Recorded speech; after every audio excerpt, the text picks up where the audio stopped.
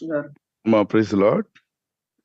అనారోగ్యంగా ఉన్నవారు ప్రతినిత్యం ప్రార్థనలో ఉన్న వారిని ముట్టుకుంటే స్వస్థత కలుగుతుందని, వారు సేవకులు కాదు, ఓన్లీ ప్రార్థనలో ఉన్న వారిని ముట్టుకుంటే వారి మీద అభిషేకం ఉంటది కాబట్టి స్వస్థత కలుగుతుందా అనేది నా డౌట్ పాస్టర్ గారు. అలాంటి ఆలోచన రానివద్దమ్మా. ఎప్పుడు గుర్తుపెట్టుకోండి, స్వస్థపరచువాడు ప్రభువే. యెషయా 53:4-5 వచనాల్లో ఆయన పొందిన గాయముల చేత మనకు స్వస్థత కలుగుచున్నది, నిశ్చయంగా ఆయన మన రోగములను భరించి ఉన్నాడు అని ఉంది. అలాగే మన పాపములు చూడండి, మన పాపాలు పోవాలంటే ఏం చేస్తాం చెప్పండి? ప్రభు దగ్గర ఒప్పుకోవాలి కదా. ప్రభువా నన్ను క్షమించమని వేడుకున్నప్పుడు కదా క్షమిస్తున్నాడు. అలాగే స్వస్థత కూడా ప్రభు నామంలో ప్రార్థించినప్పుడే పోతాయి, స్వస్థత కలుగుతుంది. ప్రేయర్లో ఉన్నారు కాబట్టి వాళ్ళని పట్టుకుంటే మన పాపాలు పోతాయి, వాళ్ళని పట్టుకుంటే మన రోగాలు పోతాయని ఆ భ్రమలోకి వెళ్ళొద్దు. కొంతమంది అలా భ్రమపరుస్తున్నారు, అలా వీలు పడదు. ఎప్పుడైనా ప్రభు మనల్ని స్వస్థపరచువాడు, ఆయన నామంలోనే స్వస్థత కలుగుతుంది. చూడండి, స్వస్థత గురించి యాకోబు పత్రిక 5వ అధ్యాయం 14-15లో మీలో ఎవడైనా రోగి అయి ఉన్నాడా? మీలో అంటే క్రైస్తవ బిడ్డల్లో, సంఘంలో రోగి అయి ఉన్నట్లయితే, అనారోగ్యం పాలైతే ఏం చేయాలి అక్కడ వివరించబడింది. అతడు సంఘపు పెద్దలను పిలిపింపవలను. సంఘ పెద్దలు అంటే సంఘంలో ఉన్నటువంటి దేవుని బిడ్డలు, ప్రార్థనా పరులు, దేవుని భక్తి కలిగిన వారు. వారు వచ్చి ఇతని కొరకు ప్రార్థన చేయాలి. ఏమని ప్రార్థించాలి? ప్రభునామమున అతనికి నూనె రాసి ప్రార్థించాలి. ప్రభునామమున అంటే స్వస్థత జరిగేది ప్రభు నామంలోనే. సంఘ పెద్ద వల్ల కాదు, సంఘ కాపురు వల్ల కాదు, విశ్వాసం వల్ల కాదు, నిరంతరం ప్రార్థనలో ఉన్న వ్యక్తి వల్ల కాదు. మరి ఎవరి నామంలో స్వస్థత కలుగుతుందంటే చూడండి, అక్కడ మీరు చదవచ్చు. మీలో ఎవడైనా రోగి అయి ఉన్నాడా? అతడు సంఘపు పెద్దలను పిలిపింపవలెను. వారు ప్రభు నామమున అనండి ఒకసారి, ప్రభు నామమున. అది గుర్తుపెట్టుకోవాలి. యేసుక్రీస్తు నామం, ప్రభు నామమున అతనికి నూనె రాసి అతని కొరకు ప్రార్థించవలెను. నూనె రాసి ప్రార్థన చేయాలట. ఏ నామంలో? ప్రభు నామంలో. అప్పుడు ఏం జరుగుతుంది? విశ్వాస సహితమైన ప్రార్థన. చూడండి, విశ్వాస సహితమైన ప్రార్థన ఆ రోగిని స్వస్థపరచును. విశ్వాసం లేకుండా చేస్తే స్వస్థత రాదు. విశ్వాస సహితమైన ప్రార్థన చేసినప్పుడు ఆ రోగిని ప్రభు అతన్ని లేపును. ఇప్పుడు ఆ రోగపడకమైన రోగిని ఆ రోగపడకమైన లేపేది ఎవరు? సంఘ పెద్దల, ప్రార్థనా పరుల, లేకపోతే ప్రభువా? ప్రభు అతనిని లేపును. ఆమెను అతనిని లేపేది ప్రభువే. స్వస్థత పరిచి లేవనెత్తే దేవుడే. అతడు పాపములు చేసిన వాడైతే పాప క్షమాపణ నొందును. ప్రభునామంలో ప్రార్థన చేసుకున్నాడు కాబట్టి ప్రభు సన్నిధిలో విడుదల పొందుకుంటున్నాడు, స్వస్థత పొందుతున్నాడు. ఇది మీరు గుర్తుపెట్టుకోవాలి. అలా కాకుండా వాళ్ళు చాలా ప్రార్థనా పరులండి, వాళ్ళని పట్టుకుంటే మీకు స్వస్థత వస్తుంది, వీళ్ళని పట్టుకుంటే స్వస్థత వస్తుంది. ఇది ఒక భ్రమపరిచే ఆత్మలకు వెళ్ళే అవకాశం ఉంది. అలాగా కొంతమంది సాక్ష్యాలు చెప్పించుకుంటారమ్మా. సాక్ష్యాలు చెప్పించుకోవడం నేను కూడా విన్నాను. పిల్లగా మరి నన్ను పట్టుకోగానే వాళ్ళు స్వస్థపడ్డారు, వీళ్ళు స్వస్థపడ్డారు, మరి నేను అలా సామాన్యంగా ప్రేయర్లో ఉండి వెళ్తున్నాను, మరి దేవుడు ఎందుకు చేస్తున్నాడు నాకు తెలియదు అంటూ వాళ్ళు గర్విష్ఠులై దేవునికి దూరమైన వాళ్ళు కూడా నేను చూశాను. అలా ప్రజలను భ్రమపరిచిన వారు కూడా నేను చూశాను. ఎవ్వరూ భ్రమపడకండి. స్వస్థత అనేది ప్రభు నుండే వస్తుంది. నేను అడుగుతాను, చెప్పండి, పాప క్షమాపణ ఎక్కడి నుండి వస్తుంది? ప్రభు నుంచే వస్తుంది కదా. మన పాపములు భరించింది ఎవరు? సిలువలో ప్రభువే భరించాడు. అలాగే ఆ ప్రభువే రక్తము కార్చి పాప క్షమాపణ కొరకు ఎలా చెప్పాడు, ఆయన పొందిన గాయముల ద్వారా మనకు స్వస్థత కలుగుతున్నది. అయితే ప్రార్థనా పరులు ప్రార్థన చేయమని చెప్పొచ్చు. భక్తి పరులు, విశ్వాసులు, సంఘ పెద్దలు, సంఘ కాపరులు ప్రేయర్ చేయాలి, తప్పనిసరిగా ప్రార్థన చేయించుకోవచ్చు. ఇప్పుడు మళ్ళా కొత్త తరహా ఏంటంటే తైలాభిషేకం అని, ఆరోగ్యంగా ఉన్నవాడు, బాగానే ఉన్నవారు, ఏ రోగం లేని వాళ్ళు కూడా నూనె రాయించుకుంటున్నారు. ఏంటంటే ఏదో అదృష్టం కలిసి వస్తుంది, బ్లెస్సింగ్స్ వచ్చేస్తాయి, అభిషేకం వచ్చేస్తాయి. మరి పోయిన వారం రాశారు, పోయిన వారం రాలేదా? మళ్ళా నెక్స్ట్ వీక్ మళ్ళీ రాయాలా? అలాగే 4 వారాలు వస్తే 4 వారాలు రాసుకుంటూ ఉండాలా? అది భ్రమపరిచేటువంటి కొంతమంది సేవకులు చేసే పనులండి. అందులోకి వెళ్ళకండి. నేను 32 సంవత్సరాల సేవా జీవితంలో నేను గమనించాను. పరిశుద్ధాత్ముడు విశ్వాసులను నడిపిస్తాడు. ప్రభునామంలో నింపబడినప్పుడు, ఆత్మతో నింపబడినప్పుడు ఆయన మన యందు నడిపిస్తాడు. అభిషేకం ప్రభు ఇచ్చాడు. ప్రభు మనకిచ్చిన అభిషేకం మన యందు ఉన్నది. అది నమ్మాలి విశ్వాసులు. ఎవరిలోనూ ఉంది, మనలో లేదని అనుకుంటూ ఉంటారు. యేసుక్రీస్తుని నమ్మినప్పుడు ప్రభు మీకు ఒక అభిషేకం ఇచ్చాడు. మీరు ప్రభుని, అసలు యేసు ప్రభుని ఒప్పుకోవడానికి పరిశుద్ధాత్మ సాయం కావాలి. అందరూ ఒకసారి చదువుదాం. మీరు మొదటి యోహాను పత్రిక 2వ అధ్యాయం, మొదటి యోహాను పత్రిక 2వ అధ్యాయం చదవండి. అక్కడ అభిషేకం గురించి ఉంటుంది. లాస్ట్ వచనాల్లో 22వ వచనం చదవండి ఒకసారి.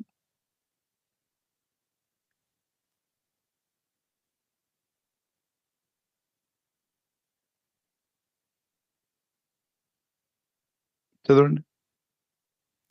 యేసు క్రీస్తు కాడని చెప్పువాడు తప్ప ఎవడు అబద్ధికుడు?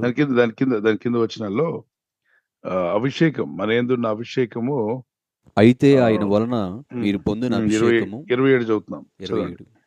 అయితే ఆయన వలన మీరు పొందిన అభిషేకము మీలో నిలుచుచున్నది గనుక ఎవడనూ మీకు బోధింపనక్కర్లేదు.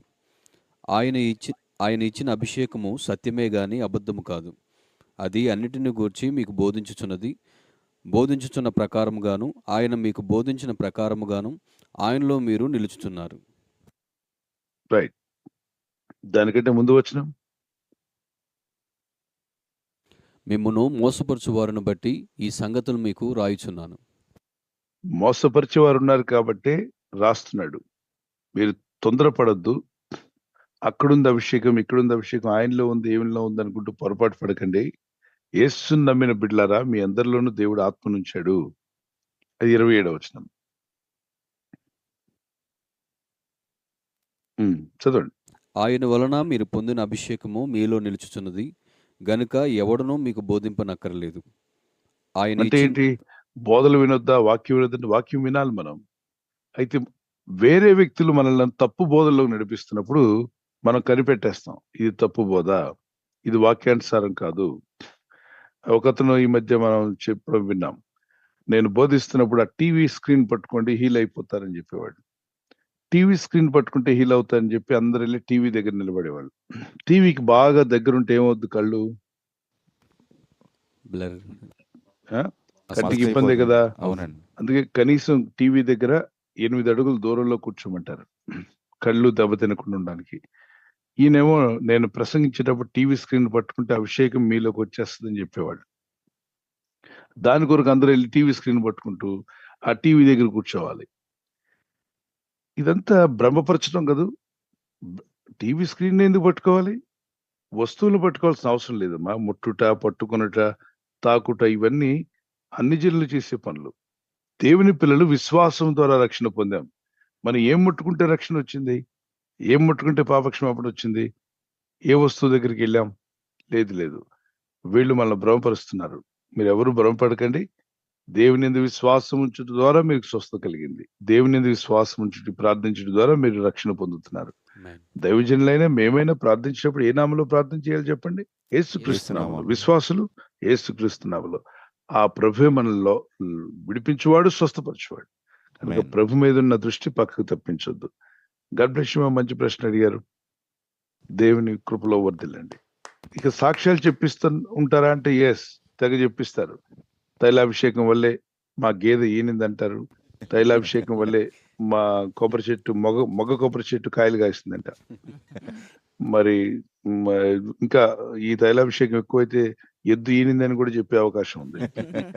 ఎందుకంటే మొగ కొబ్బరి చెట్టు కాయలు కాసింది మా తైలాభిషేకం అంటే చెప్పించడం ఎక్కువైనప్పుడు ప్రజలు ఏంటంటే దాన్ని బిలీవ్ చేసేస్తారు. బిలీవ్ సిస్టంలోకి వెళ్ళిపోతారు. ఇక ఆయన అభిషేకం ఇస్తేనే మన జీవితం నడుస్తుంది, లేకపోతే నడవదు. ఆయనకి ఏదో దేవుడు వరం ఇచ్చేసాడు, ఆయన దగ్గరే ఉంది. ఇలా తపస్సు చేసి వరాలు తెచ్చుకోవడాలు వేరే మత గ్రంథాల్లో ఉన్నాయి కానీ మన దగ్గర లేదు నాన్న. పరిశుద్ధాత్ముడే అన్ని వరములు పంచి దేవుని సేవ జరిగించడానికి చేస్తున్నాడు. కనుక భ్రమలోకి వెళ్ళకండి. ఎవరు ఆత్మీయతల ముందుకు సాగండి. విశ్వాసులారా, ఈ వాక్యం చదవండి. మార్క్స్ వార్త 16 వచనంలో 16-17లో నమ్మిన వారి వలన ఈ సూచక్రియలు జరుగును. నమ్మిన అంటే యేసు ప్రభుని నమ్మిన వారు అందరి ద్వారా జరగాలి. నువ్వు నమ్మితే నీ ద్వారా కూడా జరుగుతాయి. నమ్మిన వారి వలన ఈ సూచక్రియలు. అంటే నమ్మి బాప్తిసం పొందువాడు రక్షించబడును, నమ్మని వారికి శిక్ష విధించబడును, నమ్మిన వారి వలన ఈ సూచక్రియలు జరుగును. ఏంటివి? వారు నా నామమున దెయ్యములను వెళ్ళగొట్టదు. విశ్వాసులు గద్దించిన దెయ్యాలు పోవాల్సిందే. దెయ్యం ఏదో పెద్ద అయ్యగారు గద్దిస్తేనే వెళ్తుందని అనుకోవద్దు. నువ్వు విశ్వాసు, నువ్వు నమ్మావు, నీ ద్వారా దెయ్యం వెళ్ళిపోతుంది గద్దిస్తే. ఓకే. తర్వాత వారు క్రొత్త భాషలు మాట్లాడతారు. ఆ తర్వాత వారి చేతులు ఉంచినప్పుడు స్వస్థత కలుగుతున్నాడు. చేతుల నుంచి ఊరికి చేయబెట్టడం వల్ల కాదు. అలా చేయబెడితే స్వస్థ. మనం ట్రైన్ ఎక్కినప్పుడు, ఫ్లైట్ ఎక్కినప్పుడు చాలా మందికి మన చేతులు తగులుతుంటాయి. తగిలినప్పుడు అందరూ స్వస్థ. బాబు నా రోగం పోయింది, ఎవరైనా నన్ను తాకారు అని అడగరా? అడుగుతారు. చెప్పండి. అడుగుతారు. బస్సులో, సిటీ బస్సుల్లో, ట్రైన్లో, మెట్రోలో వెళ్తున్నప్పుడు మన చేతులు తగలవా ఎవరికి? తగులుతూనే ఉంటాయి. వాళ్ళు మనకేం తగలొచ్చు కదా. తగిలినంటే ఆయన రోగం జబ్బు పోయింది అనుకోండి, ఆ నొప్పి బాధ పోయినంటే వాళ్ళు ఎగిరి గంతేయరు. అవునండి. బాబు ఎవరో నాకు వెంటనే బాధ పోయిందండి, నొప్పి పోయిందండి, ఎవరు నన్ను తాకారు వెంటనే గుర్తించి అక్కడికక్కడే చర్చి కట్టేస్తారు అతని కొరకు. ఇంటికి తీసుకెళ్తారు. మామూలుగా ఉండదు పరిచర్య. అది అలా జరగదు కనుక విశ్వాసము ద్వారానే దేవుడు ప్రయాణం చేస్తాడు. ఆయన కార్యాలన్నీ విశ్వాసం ద్వారానే పొందుకోవాలి. రక్షణ విశ్వాసం ద్వారా పొందాం, పాపక్షమాపణ విశ్వాసం ద్వారా పొందుకున్నాం, పరిశుద్ధాత్మ విశ్వాసం ద్వారా పొందాం, స్వస్థత కూడా దేని ద్వారా పొందాలి? విశ్వాసం ద్వారా. గలతీ పత్రిక 3వ అధ్యాయం 5 నుండి 8వ వచనం వరకు, మీరు విశ్వసించటం వలన పరిశుద్ధాత్మను పొందితిరా, క్రియల మూలంగా పొందితిరా అంటాడు. సో నేను ఏదో 40 రోజులు చేశాను ఫాస్టింగ్ ప్రేయర్, కాబట్టి నాలో ఎక్కువ పవర్ ఉంది, దేవుడు నాకు ఇచ్చేసాడు, నన్ను తాకితే విడుదల పొందుతారు. భ్రమపరిచే ఆత్మ, వాటిలోకి వెళ్ళకండి. ఇది హైందవత్వంలో మనకు ఉంటుంది. తపస్సు చేస్తే వరాలు దేవతలు కనబడి ఇచ్చినట్టు, ఆ వరాలతో వాళ్ళు ఏదో కార్యక్రమాలు చేసినట్టు ఉంటుంది. క్రైస్తవంలో అది లేదు. తపస్సు చేసినోడికి ఎక్కువ, తపస్సు చేయనోడికి తక్కువ ఏం లేదు. క్రీస్తు ప్రభు సిలువలో చిందించిన సిలువ రక్తము, ఆయన చేసిన త్యాగం వల్లనే, ఆయన ఇచ్చే కృప వల్లనే సమస్తం జరుగుతుంది. ఉపవాస ప్రార్థన మన క్షేమం కొరకు, దేవునిలో ఇంకా దగ్గర అవ్వడానికి, దేవునిలో బలపడడానికి, మనం చేసే ప్రార్థనలన్నీ దేవునితో కనెక్ట్ అవ్వడానికి తప్ప, దానిలోనే మనం ఏదో వరాలు పొందుకొని బయటకు వెళ్ళిపోతాం అన్నది నిజం కాదు. God bless you.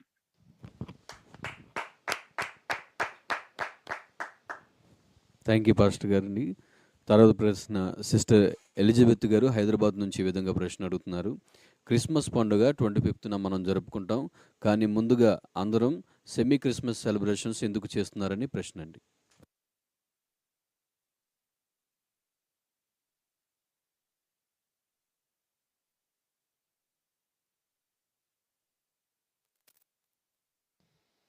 ప్రశ్న మరొకసారి పాస్టర్ గారు. దేవుని ప్రజలందరూ సర్వలోకానికి వెళ్ళి సర్వసృష్టికి సువార్త ప్రకటించమన్నాడా? సర్వసృష్టి క్రిస్మస్ పండుగ చేసుకోమన్నాడా దేవుడు? సువార్త ప్రకటించడం. కాబట్టి సువార్తలో భాగమే నెలంతా సువార్త సభలు పెట్టడం, సెమీ క్రిస్మస్ అని, క్రిస్మస్ అని, స్పెషల్ క్రిస్మస్ ప్రేయర్స్ అని, నెలంతా సువార్త ప్రకటించే అవకాశాన్ని వాడుకొని పిల్లలందరూ ఒక్కరోజే అనుకోండి అన్ని జనుల పండగలాగా ఉంటుంది. మనము దేవుని పిల్లలు అలా పండగ చేయకూడదనే కదా ప్రభు చెప్పాడు. గలతీ 4:10 వచనంలో, మీరు దినములను, మాసములను, ఉత్సవ కాలములను, సంవత్సరములను ఆచరించవద్దు. అలా ఆచరించకూడదనే కదా డేట్లన్నిటిని పక్కన పెట్టాడు దేవుడు. కానీ ఆయన జన్మించింది నిజం, భూమి మీదకి వచ్చింది నిజం. ఆ క్యాలెండర్ ఇప్పుడు మన మనుషులందరూ ఆ వాడుకలో ఉన్న క్యాలెండర్ అంతా కూడా యేసు ప్రభు వారి జననం నుండి 1 నుండి స్టార్ట్ అయింది. ఇప్పుడు 2024 ఎలా అంటున్నాం? ఎవరి బర్త్డే నుండి స్టార్ట్ చేస్తే లెక్క వచ్చింది అంటే యేసు ప్రభు బర్త్డే నుండి లెక్క పెడితేనే వచ్చింది అది. ఇప్పుడు వాడే క్యాలెండర్ అంతా కూడా యేసు క్రీస్తు ప్రభు వారి యొక్క జననమును ఆధారం చేసుకుని తయారు చేసిన క్యాలెండరే.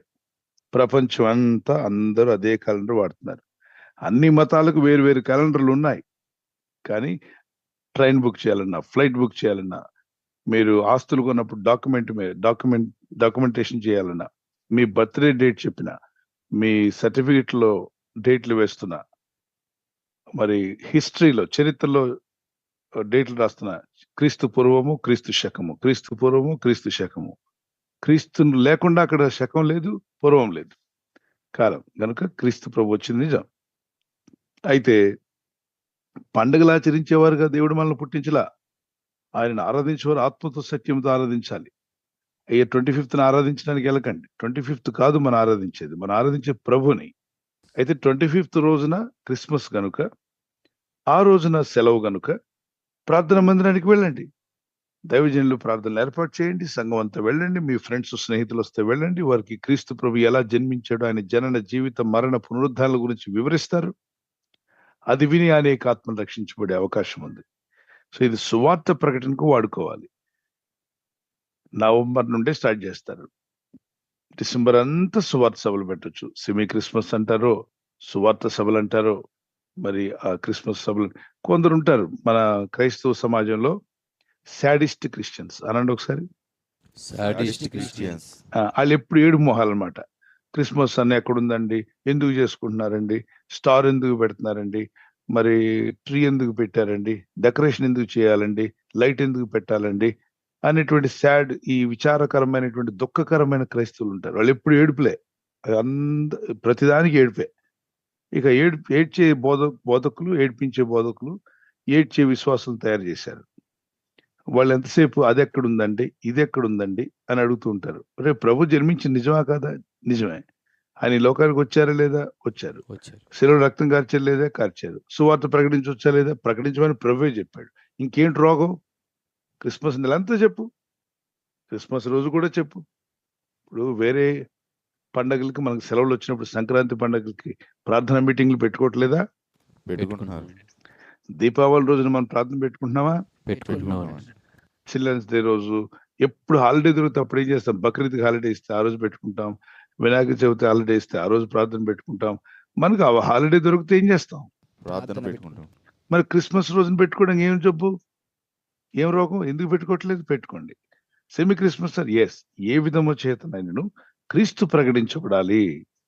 క్రీస్తు జననం గురించి బోధించబడడం, ఆయన ఎందుకు ఈ లోకానికి వచ్చాడో ప్రకటించబడ్డం. ఆ తర్వాత కేకులు పంచుతారు, అందరికీ శుభాలు తెలియపరుస్తారు. మంచిదే కదా. సర్వలోకానికి సంతోషకరమైన వార్త యేసు జననం, భూమి మీదకి రావడం, దాన్ని మనం ప్రకటించాలి. కనుక ఇదెందుకు అదెందుకు అనుకుని ఏడుపు మొహం క్రైస్తవులు కొందరు ఉంటారే, పరశీల ఆత్మ అనమాట. అది పరసే ఆత్మ. ఈ ఆత్మ కలిగిన వాళ్ళు ఎప్పుడు ప్రతిదానికి ఏడిపే. ఏదన్నా చెయ్యి, అది ఏడుస్తూనే ఉంటారు. ఇతరుల మీద పడి ఏడ్చేటువంటి వాళ్ళు ఉంటారు. కొందరు అంటారు, ఏమండి ప్రభు వల్ల వాళ్ళు ప్రతి వారం ఎందుకు ఇస్తున్నారండి, నెలకొకసారి ఇవ్వచ్చు కదా అంటారు. కొందరేమో రివర్స్ లో, నెలకోసారి తీసుకోవడం ఏంటి, వారానికి ఒకసారి తీసుకోవాలి కదా. మరికొందరు ప్రతిరోజు తీసుకున్నట్టుంది కదా, ఆదివారం ఎందుకు తీసుకోవాలి కొందరు. మరికొందరేమో ప్రభు రాత్రి భోజనం అని ఉంటే రాత్రి ఉంటే పగలిస్తానంటే రాత్రే తీసుకోవాలి. ఇదంతా వంకర టింకరగా ఆలోచించేటువంటి వాళ్ళు చాలా మంది ఉన్నారు. అది ఎందుకు తీసుకోవాలి అనే దాని గురించి కంటే కూడా విమర్శనాత్మకంగా, ప్రతి మాటను విమర్శనాత్మకంగా ఆలోచించే వాళ్ళు ఉన్నారు. వాళ్ళ మాటలు వినకండి. వాళ్ళు ప్రభుత్వం నడిచేవాళ్ళు కాదు. ఒకళ్ళు నడుస్తున్నా అసూయతో ఉంటారు, ఈర్ష్యతో ఉంటారు, కోపము. ఇతర క్రైస్తవులు అంటే మనసు ఉండదు. దేవుని బిడ్డలారా, క్రిస్మస్ చేసుకుంటున్నారా? చేసుకునేవ్వండి. ప్రార్థన చేయనివ్వండి. క్రీస్తు ప్రకటించబడుతున్నాడు. Semi Christmas చేసుకునేవ్వండి. ప్రార్థనలో ప్రభుని గురించి పాడుతున్నారు, సువార్త ప్రకటిస్తున్నారు. ఒకవేళ సువార్త సభల చేయనివ్వండి. ఇది ఎక్కడుంది, అది ఎక్కడుంది అనే మాటలు పక్కన పెట్టి ప్రభు ప్రకటించబడాలి. కొరింథీ పత్రికలు అంటాడు అపోస్తలుడైన పౌలు, మిష చేతనైనను సత్యము చేతనైనను క్రీస్తు ప్రకటించబడుచున్నాడు, అందును బట్టి నేను సంతోషిస్తున్నా అన్నాడు. అలా నిజమైన మెచ్యూరిటీ ఉన్న దైవ సేవకులైతే, అరే ఏ విధం చేతనని యేసయ్యను ప్రకటిస్తున్నారు, చాలు సంతోషం అని ఆనందిస్తారు. అది. God bless you. పెట్టుకోవచ్చు, నాన్న ప్రార్థన చేయొచ్చు.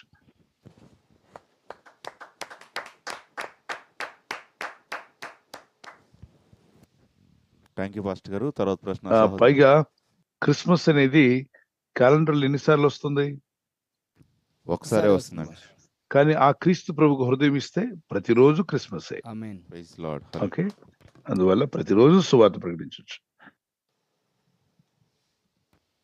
థ్యాంక్ యూ పాస్టర్ గారు. సహోదరి జ్యోతి గారు కైక్లూరు నుంచి అడుగుతున్నారు, మా సంఘంలో దశమ భాగం సంఘ కాపరికి, చర్చ్ మెయింటెనెన్స్కి కొంచెం ఇస్తున్నాము, ఇది కరెక్టేనా అని అడుగుతున్నారు. అదేవిధంగా దశమ భాగంతో సంఘంలో ఏదైనా వస్తువులు కొని కూడా ఇవ్వవచ్చు అని అడుగుతున్నారండి. అదేవిధంగా బయట జరిగేటువంటి సర్కస్ కార్యక్రమాలు లాంటివి వాటికి వెళ్ళినప్పుడు వాళ్ళకి మనం డబ్బులు ఇవ్వవచ్చు అనేసి అని అడుగుతున్నారు పాస్టర్ గారు. అంటే సర్కస్ అంటే ఏంటన్నా? బయట కొన్ని కార్యక్రమాలు జరుగుతాయి కదండి పాస్టర్ గారు. ఇప్పుడు మీరు వెళ్తున్నారు దారిలో, ఒక అతను కోతిని పట్టుకొని నాట్యం చేయిస్తున్నాడు. మీరు అక్కడ కాసేపు చూశారు. చూసిన తర్వాత వాళ్ళు ఏం అడుక్కుంటారు? డబ్బులు డబ్బులు అడుగుతారు. అడుగుతారు. అయినప్పుడు నీకు మనసుంటే ఇవ్వండి. ఆ బేదువాడు ఇబ్బందుల్లో ఉన్నారు, ఏదో నాట్యం, ఏదో పోషణ కొరకు బతుకుతున్నాడు, ఇవ్వాలని మనసుంది, ఇవ్వాలంటే ఇవ్వచ్చు. అదేం బలవంతం ఏం కాదుగా. సర్కస్ అంటే టికెట్ తీసుకుంటే లోపల రాణిస్తాడు, పెద్ద పెద్ద సర్కస్ ఆ టికెట్ తీసుకోవాలి. తర్వాత మీరు దేవుని పని కొరకు ఇవ్వచ్చు అన్నారు. అసలు దశమ భాగములు అనేవి దేవుని పని నిమిత్తం. ఎందుకంటే నా మందిరపు నిధిలోకి తీసుకురండి అన్నాడు. ఆ మందిరంలో గోడలు పాడైనా, మందిరంలో ఫ్యాన్లు పాడైపోయినా, మందిరపు పునాదులు ఏమైనా పాడైపోతే వాటిని రిపేర్ చేయడానికి, మందిరం కట్టడానికి, సువార్త పనులకు దశమ భాగాలు వాడాలి. సో దశమ భాగములు అనేవి దేవుని పరిచర్యలకు వాడాల్సినవి. దశమ భాగం ప్రత్యేకం, అది అయ్యగారికి ఇవ్వాలి. దాని ద్వారా చర్చి కట్టకూడదు, దాని ద్వారా గోడ కట్టకూడదు, దాని ద్వారా చర్చిలో పనులు ఏం చేయకూడదు, అలాగని లేదు. అది దేవుని మందిర పని కొరకు ఇవ్వబడింది. అయితే ఈ మందిరంలోనే 24 గంటలు ఉండి పనిచేస్తూ పరిచర్య చేస్తున్న దైవ సేవకుడు పోషణ, ఆ యొక్క మందిర పనులతో పాటు ఆ పోషణ కూడా జరగాల్సి ఉంటుంది. నా మందిరంలో ఆహారం ఉండినట్లు అన్నాడు. కాబట్టి వారి ఆహార పోషణ కూడా దానిలోనే జరిగించాలి. సో దానిలో తప్పు లేదు. ప్రార్థనాపూర్వకంగా మీరు చేయండి. అయితే ఇక్కడ దశమ భాగం ప్రత్యేకమైనది, దాన్ని ఎవరు ముట్టకూడదు, దాంతో ఏ పని మేము చెయ్యము, అది అలా మేము తీసేసుకుంటాం. చర్చి పనికి మళ్ళీ మీరంతా ఇవ్వండి, అలాగేం లేదు. చర్చి పనికి ఎవరైనా ఇవ్వచ్చు, ప్రార్థనా పనులు ఇవ్వచ్చు, కృతజ్ఞతతో ఇవ్వచ్చు, దశమ భాగం ఇచ్చిన తర్వాత కూడా మనం ఇవ్వచ్చు. గనుక ఏదన్నా దేవుని నిమిత్తం జరుగుతుంది, దేవుని పని జరుగుతుంది, సువార్త పని జరుగుతుంది, ఆత్మలు రక్షించబడుతున్నాయంటే ఖచ్చితంగా దేవుని పనిలోకి ఇవ్వడమే ఆశీర్వాదం. God bless you. Thank you pastor గారు. తర్వాత ప్రశ్న సుధానంద్ గారు అమెరికా దేశం నుంచి. మాట్లాడండి sister.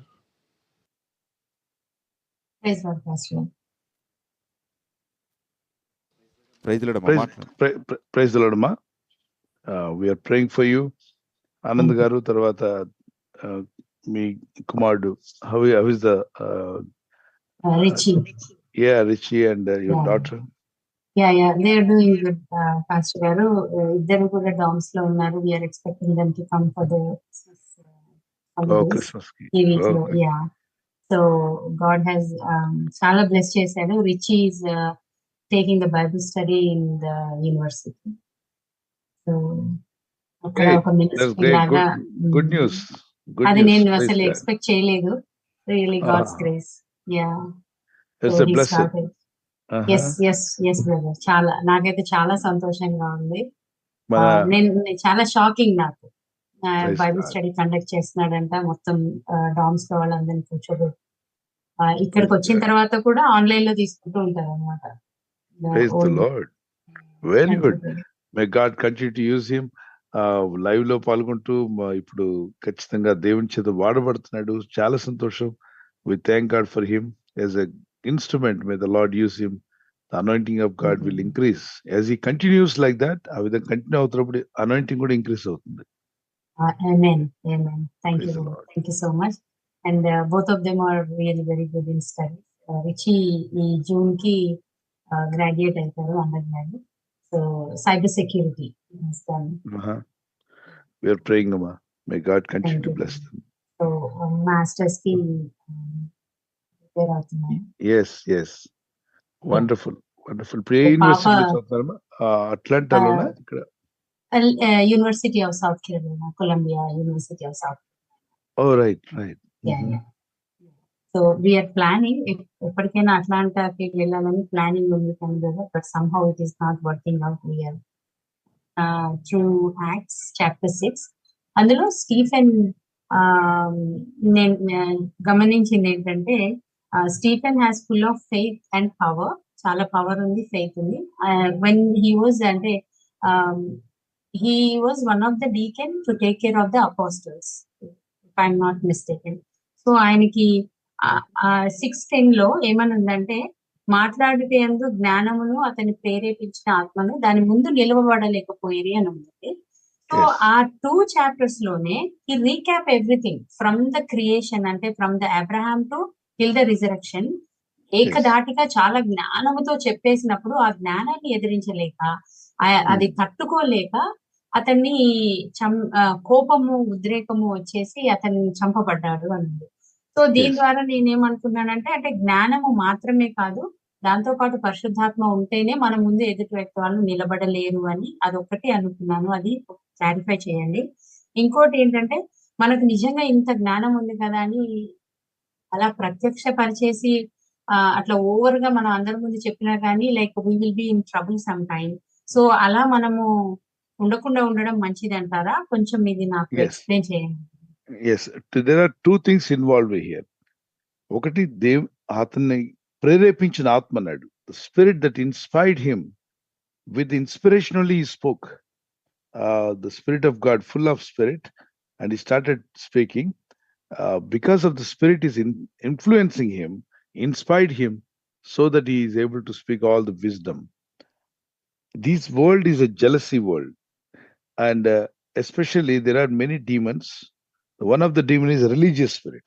Religious demon is more jealousy. For example, యేసు ప్రభువుని ఎదిరించిందంట, ప్రతి పరిచర్యలో శనివారం ఎందుకు స్వస్థపరుస్తావు, అది ఎక్కడుంది, అది ధర్మశాస్త్రంలో శనివారం స్వస్థపరచకూడదు కదా అంటూ వ్యతిరేకించిన వాళ్ళు పరిసీలు, శాస్త్రులు, సదుకేయులు. వీళ్ళంతా రిలీజియస్ స్పిరిటే. జుడాయిజంలో అప్పటికే వాళ్ళు రిలీజియన్ గా మార్చి పడేశారు. ఆ స్పిరిట్ అనేది చాలా వ్యతిరేకించినటువంటి ఆత్మ. కైప ప్రభుని సిలువేయమని కేక వేసి ఒక పెద్ద బృందాన్ని కడతాడు. ఆయనలో ఏ దోషం లేదు కదయా, ఏ పాపం లేదు కదా అని వాళ్ళు చెప్తున్నప్పటికీ ఇతడు దేవదోషం చేశాడు, పట్టి మాటలన్నీ అబద్ధ సాక్ష్యాలు పలికించి సిలువేయించడానికి ప్రయత్నం చేస్తాడు. ఇదే a group of people are following and asking questions to Peter, John, మరి అపోస్టల్ దగ్గర దేవుని ఆత్మ చేత నింపబడినటువంటి స్టెఫను, పిలుపు వీళ్ళందరినీ వ్యతిరేకిస్తూ వస్తున్నారు. అయితే ఇతను అంత గొప్పగా దైవ జ్ఞానంతో మాట్లాడినప్పుడు అక్కడున్న వాళ్ళందరూ ఎవరు మత పిచ్చోళ్ళు. అందుకే తిమోతి పత్రికలో అపోస్తలుడైన పౌలు అంటాడు, 1-2 మార్లు మీరు చెప్పినప్పుడు కూడా వాడు వినని ఎడల అట్టి మత పిచ్చి కలిగిన వాళ్ళతో ఇక మీరు సంఘర్షణ చేయొద్దు, వాళ్ళతో ఎక్కువ మాట్లాడొద్దు అన్నాడు. వాదోపోదాలు పెట్టుకోవద్దు. తిమోతి, మత పిచ్చి వాళ్ళు కొంతసార్లు నీతో మాట్లాడడానికి వచ్చినప్పుడు 1-2 మార్లు మాత్రమే చెప్పు, వాళ్ళు ఇంకా వినకుండా వాడిని వ్యతిరేకిస్తూ వస్తున్నట్లయితే వాళ్ళు పర్పస్ఫుల్ గా వస్తున్నారు వ్యతిరేకంగా, వదిలేసేయి, పట్టించుకోవద్దు అన్నాడు. సో దీన్ని బట్టి మనం గుర్తుపెట్టుకోవాల్సింది, ఈ మత పిచ్చున్నోళ్ళు ఎన్ని చెప్పినా ఒప్పుకోరు వాళ్ళు. నేను పట్టుకున్న కుందేలుకు 3 కాళ్ళు అనేటువంటి రకం. అయితే అదే మతాల్లో ఉన్న కొంతమంది సత్యాన్వేషకులు ఉన్నారు. సత్యాన్వేషకులు వాళ్ళకి ప్రభు దొరుకుతున్నాడు. ప్రభు కనిపించడం, మాట్లాడడం. ఉదాహరణకు సాధు సుందర్ సింగ్ బైబిల్ని చింపేసి క్రైస్తవుల మీద వ్యతిరేకంగా మాట్లాడిన వ్యక్తే మళ్ళీ అదే బైబిల్ కొనుక్కొని యేసు ప్రభు శిష్యుడిగా మార్చబడ్డాడు. సత్యాన్వేషణ చేశాడు. అప్పుడు తన తప్పిదాలు గ్రహించాడు, రక్షకుడిని తెలుసుకోగలిగాడు. భగత్ సింగ్ గారు బైబిల్ చింపి వేసి ఆ బైబిల్ మీద లెదర్ బాగుందని చెప్పి తన డైరీ మీద పెట్టుకున్నాడు. ఆ బైబిల్ పేజీలను చింపడేసి పైన ఉన్నటువంటి లెదర్ బాండ్ అంతా కూడా తను వాడుకున్నాడు. తర్వాత కాలంలో సత్యాన్వేషణ చేసి ప్రభుని నమ్ముకొని దేవుని దగ్గర క్షమాపణ అడిగి మళ్ళీ బైబిల్ కొనుక్కొని ఆయన శిష్యుడిగా మార్చబడి అనేక సంఘాలు కట్టడానికి దేవుడు ఆయన వాడుకున్నాడు. వీళ్ళు సత్యాన్వేషణలు హైందవుల్లో ఉన్నారు, ఇస్లాంలో ఉన్నారు, సిక్కుల్లో ఉన్నారు, జైన మతంలో ఉన్నారు, అన్ని మతాల్లో, బౌద్ధుల్లో ఉన్నారు.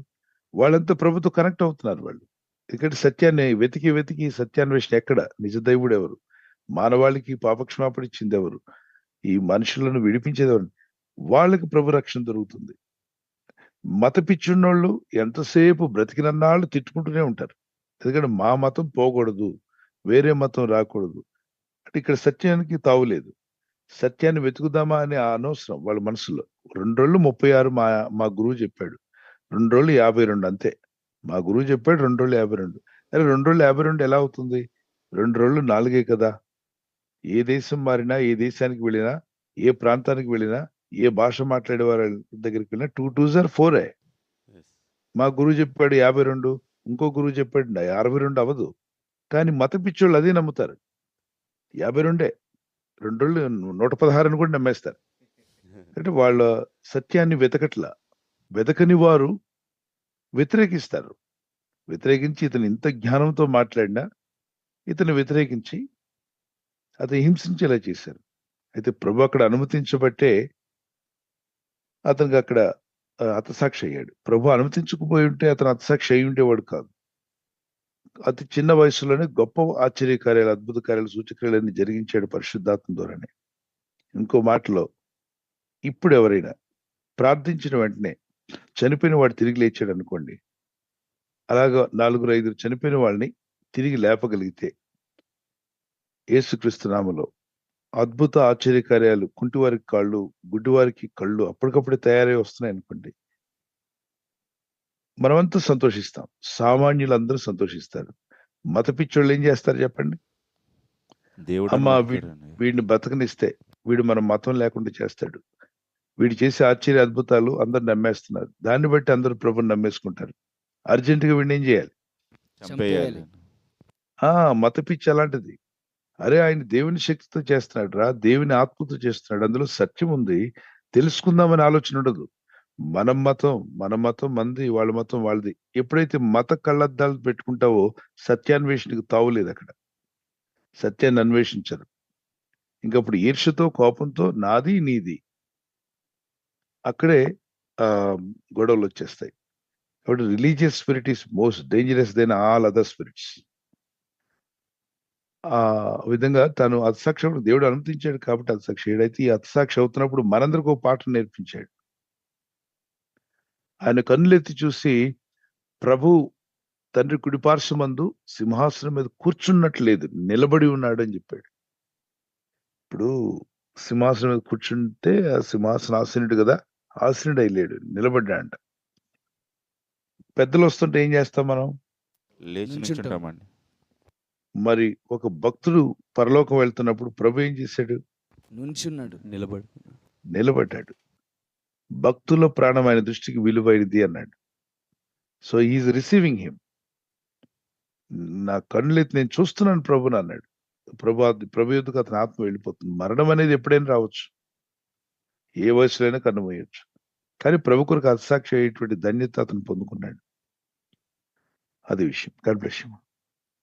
We'll be praying for you, and definitely may the Lord show favor and grace upon you. Thank you, Pastor Garu. Thank you so much for nice explanation. అంటే మనకి ఒక్కోసారి జ్ఞానం ఉంది కదా అని చెప్పేసి అని ఎక్కువగా మాట్లాడినా కానీ ప్రాబ్లం లో పడతామేమో అని అనిపించింది. ఎక్కడ మాట్లాడాలి? అదే ఇప్పుడు అపోస్టల్ పౌల్ చూడండి, పత్రికలో ఆ గ్రూప్ ఆఫ్ పీపుల్ చూస్తాడు ఆయన. ఆ గ్రూపు చాలా వ్యతిరేకంగా ఉన్నట్లయితే అక్కడ చెప్పుకుంటాడు, నేను కూడా పరిసయ్యుడినే ఒకప్పుడు. పరిసయ్యులు వ్యతిరేకిస్తుంటే హలో నేను కూడా పరిసయ్యుడినేనయ్యా అని చెప్పాడు. మరొక దగ్గర రోమా సామ్రాజ్యం వాళ్ళందరూ కూడా వచ్చి అతను హింసించిన ప్రయత్నం చేస్తే మీరు రోమన్ సిటిజన్ ని కొట్టొచ్చా మీరు అని అడుగుతాడు. అప్పుడు అక్కడున్న అధికారి అంటాడు, నువ్వు రోమా సిటిజన్ వా అంటే, అవును నేను పుట్టుకతోనే రోమా సిటిజన్ ని అంటాడు. అప్పుడు అధికారి అంటాడు, నేను కొనుక్కున్నానయ్యా రోమా సిటిజన్షిప్, నాకు లేదు, నేను పుట్టుకతో రోమన్ సిటిజన్ కాదు, నేను ఈ సిటిజన్షిప్ కొనుక్కున్నాను, అయితే కొట్టొద్దురా ఆయన మీద చేసుకోకుండా నేను రోమన్ సిటిజన్ అని చెప్పి అంటాడు. సో పౌల్ గారు దైవజ్ఞానంతో వెళ్ళారు అనేక చోట్ల. మరి పరిస్థితులు బాలేనప్పుడు కూడా దేవుని జ్ఞానాన్ని వాడాడు. కొన్ని చోట్ల అన్నలారా అని పిలిచాడు. వాళ్ళు అసలు దేవుని పిల్లలు కాదు, అతనికి శత్రువులుగా ఉన్నారు. ఆయన కూడా అన్నలారా, ఒకసారి మీరు ఆలోచించండి, మీ బలిపీఠం మీద ఏమని రాసింది? తెలియబడని దేవునికి అని ఉంది కదా. ఆ తెలియబడని దేవుడు అని చెప్పి మీరు మొక్కుతున్నారు కదా. ఆ తెలియబడిన దేవుడు ఎవరో తెలుసుకునే విధంగా ఇదిగోండి ఇక్కడ వాక్యం తెలుసుకుందాం అని చెప్పి మాట్లాడాడు. సో దైవజ్ఞానంతో మనం మాట్లాడొచ్చు. అధికముగా మనం అంటే రిజెక్ట్ చేసే వాళ్ళ ముందు మనం చెప్పాల్సిన అక్కడ యేసుప్రభువు సూటిగా చెప్పారు ఈ మాట. ఏమని? మీరు సువార్త చెప్పడానికి వెళ్ళినప్పుడు ఎవరైనా వ్యతిరేకిస్తే వద్దు పో అన్నట్లయితే మీరు అక్కడ నుండి వచ్చి బయలుదేరి వచ్చేటప్పుడు ఆ వీధిలో మీ కాళ్ళ దులిపేసిరండి. కాళ్ళకు అంటుకున్న ధూళి ఉంటుంది కదా, షూ అయితే షూ ఏదో వేసుకుని వెళ్తుంటాం, ఆ ధూళిని దులిపేసి వచ్చేయండి. జడ్జిమెంట్ డే ఒక రోజు రాబోతుంది, తీర్పు దినం, న్యాయ తీర్పు వచ్చినప్పుడు ఆ రోజు నేను మీ పాదాల నుండి పడిన ధూళిని సాక్షిగా పెడతా అన్నాడు. అంటే దాని అర్థం ఏంటి?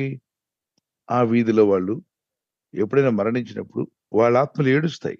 ఓ దేవుడా, ప్రేమామయుడు కదా, మమ్మల్ని ఎందుకు నరకంలో పడేస్తున్నావు, ఎందుకు ఈ నరకయాతన మాకెందుకు, నీకు దయ లేదా, ప్రేమ లేదా అన్నప్పుడు, నాకు దయ ఉంది కాబట్టి నీ కొరకు శిలువ రక్తం కార్చి నీ పాప క్షమాపణ కొరకు, పాప పరిహారం కొరకు నేను ఈ లోకానికి వచ్చి రక్తం చిందించి మరణించి తిరిగి లేచాను. ఆ శుభవార్తని ఇంటికి పంపా, నీ వీధిలోకి. నువ్వు తిరగబడ్డావు.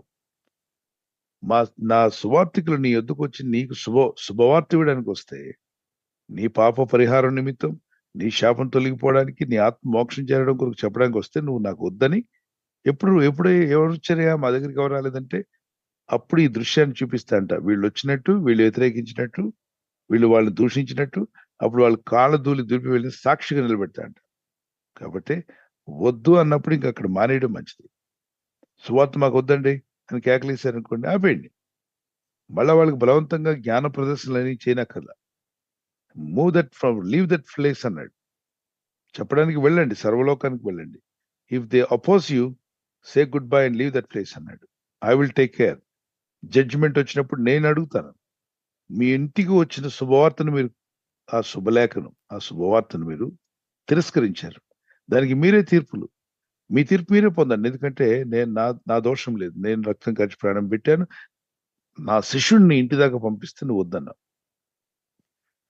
అది. God bless you.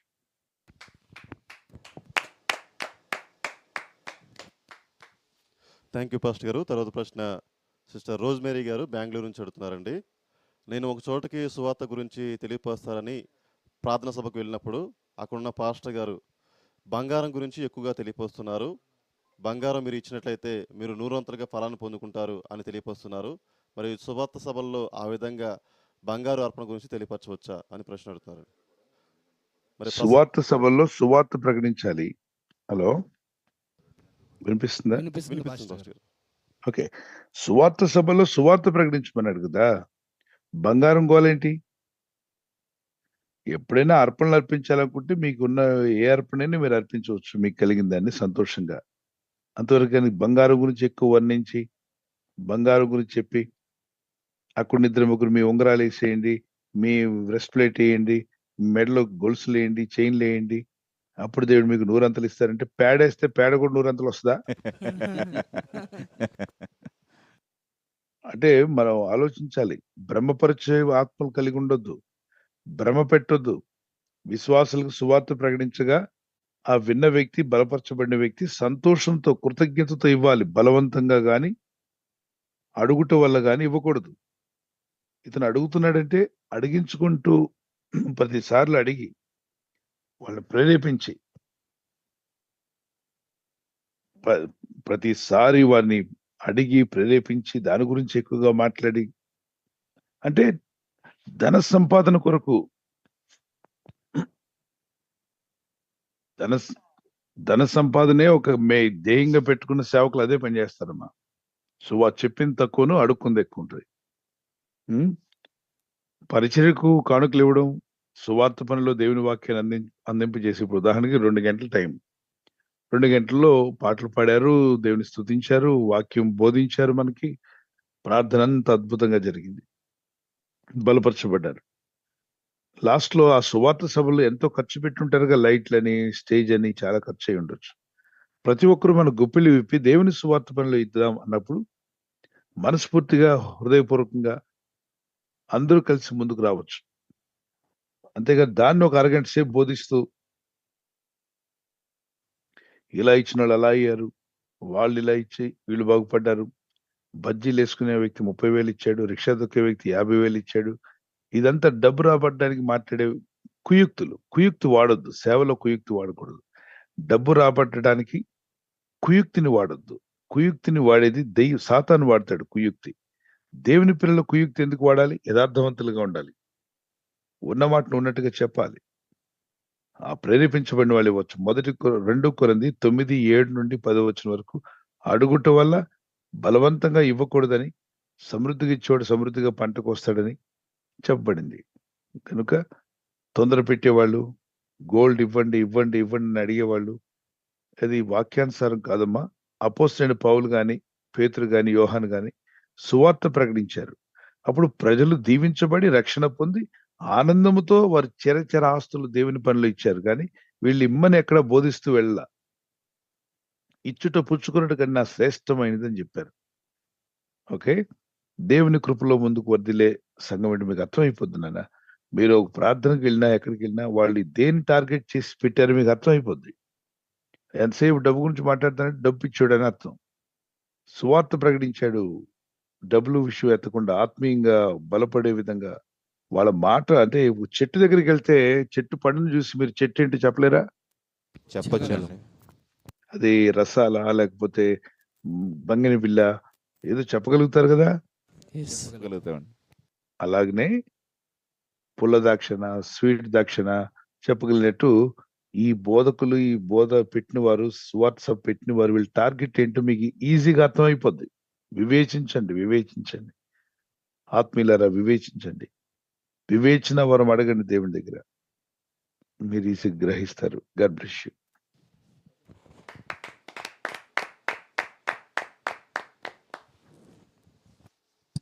Thank you pastor గారు. తర్వాత ప్రశ్న వెంకటేష్ గారు హైదరాబాద్ నుంచి అడుగుతున్నారు.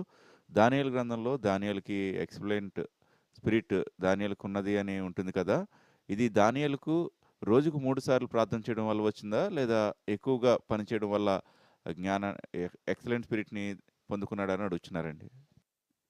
ఎక్సలెంట్ స్పిరిట్ అంటే ఎవరనుకున్నారు? పరిశుద్ధాత్ముడే. అదొక ప్రత్యేక వేరే ఆత్మేం కాదు, అది దేవుని ఆత్మే. దేవుని యందు భయభక్తి కలిగి ఉన్నటువంటి దానియేలు మీరు 1వ అధ్యాయంలో మీకు కనిపిస్తుంది. 1వ అధ్యాయం 8-10 వరకు ఆయన ఒక మాట అంటాడు, రాజుగారి ఇంట్లో నుండి వచ్చిన వాటిని నేను తినను, మమ్మల్ని మేము అపవిత్రపరచుకోము. He doesn't want to defile himself. నేను డిఫైల్ అవ్వకూడదు, దేవుని కొరకు ప్రత్యేకించబడిన వారము అని చెప్తూ నిష్ఠగా ప్రార్థనలో ఉండేవాడు. దేవుని బాగా ప్రేమించాడు. దేవుని ప్రేమించే వారికి దేవుడు ఇస్తాడు. తనకున్న ఆహారపు అలవాట్ల కన్నా కూడా దేవుని ప్రేమించాడు. తనకున్నటువంటి ఉదయకాలం లేచినట్టే బ్రేక్ఫాస్ట్కి పరిగెడతాం, ఆయన ప్రార్థన చేయడానికి పరిగెత్తాడు. ఆసక్తి దేవుని మీద పెట్టాడు.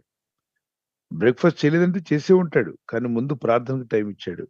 లంచ్ చేసే ఉంటాడు, కానీ లంచ్ కన్నా ముందు దేవునికి ప్రార్థించాడు. ఆయనకి అతనికి ఇవ్వబడిన టైంను ప్రయారిటీ దేవునికి ఇచ్చినట్టు మనకు కనిపిస్తుంది. ఒక శాసనం, రాజశాసనం ఉన్నప్పటికీ కూడా ప్రార్థన చేయొద్దని ఏమాత్రం భయపడకుండా ఇంటి మీదకి వెళ్ళి కిటికీలు తెరిచి మరీ ప్రార్థన చేశాడు. అంటే దాని అర్థం ఏంటి? దేవుణ్ణి బాగా ప్రేమించే వ్యక్తి, దేవుణ్ణి ప్రేమించే వారికి దేవుడు ఆత్మని కూడా ఇస్తాడు. ఆ ఆత్మ ఎక్సలెన్సీ అతనిలో ఆ తెలివిని, బుద్ధిని, జ్ఞానం కలుగు చేసింది. మరి ఇతను చురుకైన వాడా? 6వ అధ్యాయం చదివితే చాలా చురుకైన వాడు. బద్ధకస్తుడు కాదు, సోమరి కాదు. అతనిలో ఏ తప్పు పట్టలేకపోయారట ఎంప్లాయీస్. అతని తోటి కొలీగ్స్ అతని మీద తప్పులు పడ్డానికి ప్రయత్నిస్తే ఏ తప్పుకు అతను దొరకలా. మాట ఎందు గాని, క్రియ ఎందు గాని, ఆ అటెండెన్స్ గాని ఎక్కడ తప్పు పట్టలేకపోయారంట. అప్పుడు వాళ్ళు అసూయపడ్డారు. సో భక్తి కలిగి ఉండండి, ప్రార్థన ఉండండి, విశ్వాసంలో ముందుకు సాగండి. ప్రభు ఆత్మ ద్వారానే సమస్తం జరుగుతుంది. అప్పుడు అక్కడ బబులోనీలకి ఇది పరిశుద్ధాత్మన సంగతి తెలియదు కాబట్టి దేవతల ఆత్మ అతని మీద ఉంది అన్నారు. మరో దగ్గర ఎక్సలెంట్ స్పిరిట్ ఆయన మీద ఉంది అన్నారు. సో ఎక్సలెంట్ స్పిరిట్ వేరే, దేవతల ఆత్మ వేరే కాదు. వాళ్ళు తెలియదు కాబట్టి అలా అన్నారు. మనకు తెలుసు కాబట్టి పరిశుద్ధాత్ముడే అతన్ని ప్రేరేపించాడు. పరిశుద్ధాత్ముడు ఏమిస్తాడు మనకి? జ్ఞానం ఇస్తాడు. 11వ అధ్యాయం యెషయా గ్రంథంలో ఏమిస్తాడు చూడండి. వివేకము, తెలివి, బుద్ధి, జ్ఞానం ఇచ్చేవాడు పరిశుద్ధాత్ముడు. దేవుని ఆత్మ, యెహోవా ఆత్మ ఏమిస్తుంది? యెహోవా ఆత్మ జ్ఞాన వివేకములకు ఆధారముగా ఆత్మ. జ్ఞానానికి వివేకము ఇవ్వగలిగిన ఆత్మ జ్ఞానం ఇస్తుంది, వివేకం ఇస్తుంది. ఆత్మ ఆలోచన బలములకు ఆధారముగా ఆత్మ, అంటే ఆలోచన ఇస్తుంది, బలమునిస్తుంది. తెలివిని, యెహోవా యెడల భయభక్తులు పుట్టించు ఆత్మ అతని మీద నిలుచును. తెలివినిస్తుంది, దేవుని యందు భక్తి కలిగి ఉండడం కూడా నేర్పిస్తుంది. అది పరిశుద్ధాత్మ. God bless you.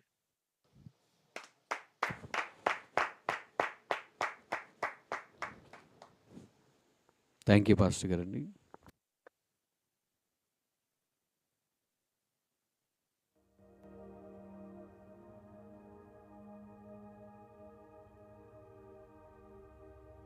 బ్రదర్